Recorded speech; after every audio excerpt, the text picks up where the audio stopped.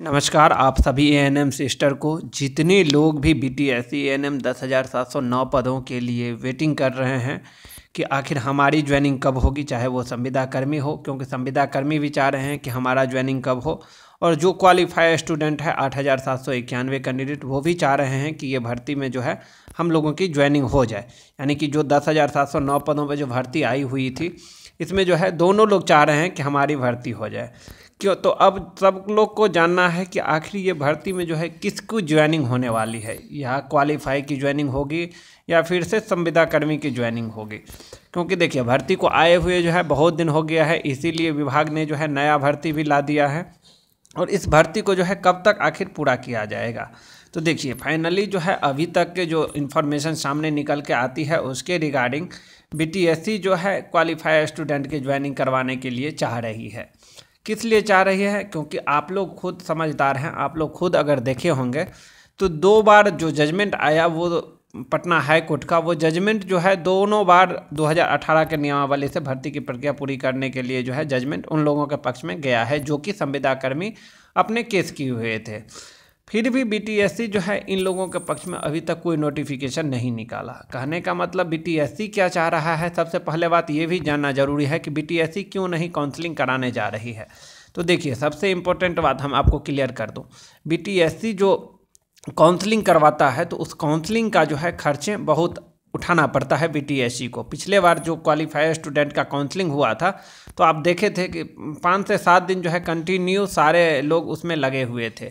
उसके बाद जो है टाउन हॉल बुक करना रहता है, या बीटीएससी के पास जो ऑफिस है उसको बुक करना रहता है, उसमें जो है बहुत मैनेजमेंट किया जाता है, उसके लिए बहुत सारे खर्चे आते हैं। और खर्चे आते हैं इसी सब को देखते हुए, क्योंकि विभाग को जो है पता है ऑलरेडी कि जो भी क्वालिफाइड स्टूडेंट हैं उनके तरफ से है सुप्रीम कोर्ट चला गया है और सुप्रीम कोर्ट में एसएलपी हो गया है।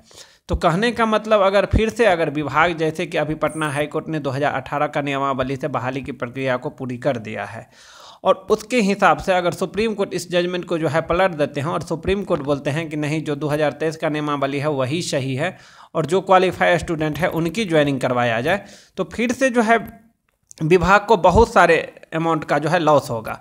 तो ये सब जो है विभाग अब नहीं चाहता है कि हम फिर से जो है इसमें इस तरीके की, क्योंकि ऑलरेडी जो है एक स्टूडेंट क्वालिफाई कर गए हैं, उनका काउंसलिंग वगैरह सारा हुआ है और प्रोसेस सिर्फ इन लोगों के ज्वाइनिंग से पीछे रहे हैं।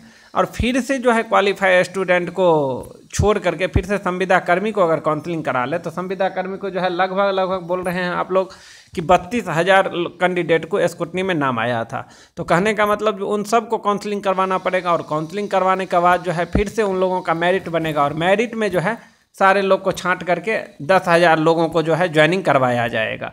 तो लगभग 32,000 कैंडिडेट के आप देखे होंगे कि पिछले बार सिर्फ क्वालिफाइड स्टूडेंट 8,791 को ही जो है काउंसलिंग कराने में विभाग को लगभग 1 हफ्ते का समय जो है लग गया था। तो यहाँ पे 32,000 को अगर काउंसलिंग करवाते हैं तो विभाग को कितना समय लगेगा, कितना खर्च आएगा।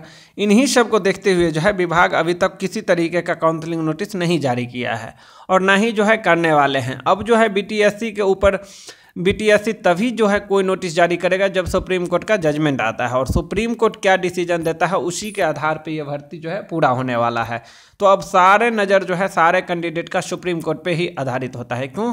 क्योंकि सुप्रीम कोर्ट किस हिसाब से जजमेंट देता है। अगर सुप्रीम कोर्ट बोलते हैं कि नहीं 2018 का नियमावली सही था और 2018 का नियमावली से इस भर्ती को पूरा किया जाए, तो फिर बीटीएससी जो है 2018 का नियमावली से इस भर्ती को पूरा करवाएंगे, और जो भी प्रोसेस है बचा हुआ आगे का वो प्रोसेस। और अगर सुप्रीम कोर्ट बोल रहे हैं कि नहीं 2023 का नियमावली ही सही है, 2023 का नियमावली से बहाली किया जाए, तो फिर जो क्वालिफाइड स्टूडेंट हैं इनकी ज्वाइनिंग करवाया जाएगा।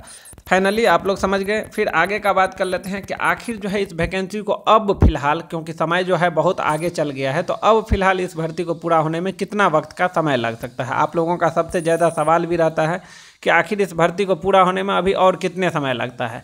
तो मिनिमम जो हमारा अनुमान है वो मिनिमम हम बता रहे हैं कि 2 से 3 महीने के जो है अभी भी इस भर्ती में लग सकता है। क्यों? क्योंकि सुप्रीम कोर्ट में जो है सुनवाई जब होता है तो पटना हाई कोर्ट की तरह जल्दी जल्दी वहाँ पे सुनवाई नहीं होगा, उसमें जो है आपको समय लगेगा, और समय लगने के बाद 2-3 हेयरिंग के बाद जो है सुप्रीम कोर्ट इस नतीजे पर पहुँचेंगे कि किसको जो है किसका पक्ष भारी है, किसके पक्ष करेक्ट है, किसका पक्ष सही है, और उस पर जो है डिसीजन देंगे, और उस हिसाब से जो है ये भर्ती का प्रक्रिया पूरी होगी। तो जो भी क्वालिफाइड स्टूडेंट है आप लोगों की तरफ से जो है फाइनली 8 जुलाई को सुनवाई का डेट आया हुआ है, तो देखते हैं 8 जुलाई को अगर आप लोगों का सुनवाई हो जाता है तो फिर नेक्स्ट हेयरिंग डेट आपको मिलेगा और उसमें जो है क्या प्रोसेस होता है उस पर जो है डिस्कशन किया जाएगा आगे। फिलहाल समय सबके पास बहुत कम है, इधर से संविदा कर्मी भी लड़ रहे हैं, उधर से क्वालिफाई भी लड़ रहे हैं।